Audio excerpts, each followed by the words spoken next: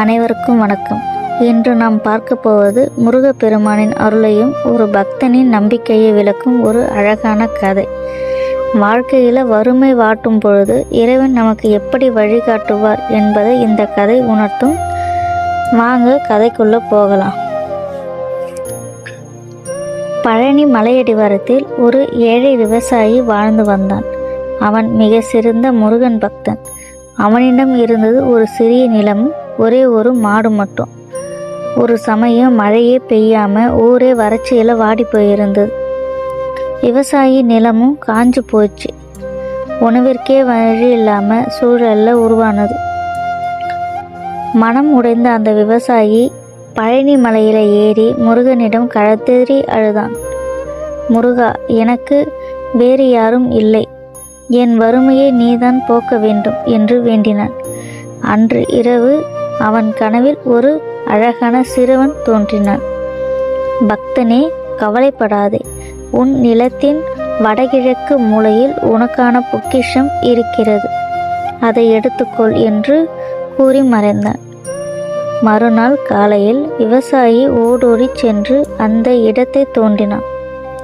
தங்கம் கிடைக்கும் என்று ஆவலுடன் தோண்டிய அவனுக்கு கிடைத்தது ஒரு பழைய வேல். முதல்ல ஏமாற்றமடைந்தாலும் முருகனே கொடுத்தது என்று அந்த வேலை தன் வீட்டுக்கு எடுத்து சென்று பக்தியுடன் பூஜித்தான். அடுத்த நாள் காலை ஒரு அதிசயம் நடந்தது. அவன் நிலத்தில் வடகிழக்கு மூலையில் நிலத்தடி நீர் ஊற்று எடுத்து ஓடியது. மற்ற இடங்கள் காய்ந்து கிடந்தது. அவன் நிலம் மட்டும் பசுமையாக மாறிச்சு. அந்த நீரை வைத்து அவன் விவசாயம் செய்து பெரும் செல்வந்தனான் ஆனான். கடவுள் நமக்கு நேரடியாக பொற்காசுகளை தருவதில்லை, மாறாக உழைப்பிற்கான வழியையும் தளராத நம்பிக்கையும் தான் தருகிறார். அந்த நம்பிக்கைதான் ஒரு மனிதனின் உண்மையான செல்வம். இந்த கதை உங்களுக்கு பிடிச்சிருந்தா மறக்காமல் லைக் பண்ணி, முருகப்பெருமானின் அறுபடை வீடுகளில் உங்களுக்கு எந்த வீடு மிகவும் பிடித்திருந்தது என்று கமெண்ட் பாக்ஸில் கமெண்ட் பண்ணுங்கள். இது போன்ற பக்தி கதை மற்றும் நல்ல கருத்துக்களை தெரிந்து கொள்ள நம் புதிய ஒளி சேனல்களை சப்ஸ்கிரைப் பண்ணிக்கோங்க. பெல் ஐக்கானையும் அழுத்திடுங்க.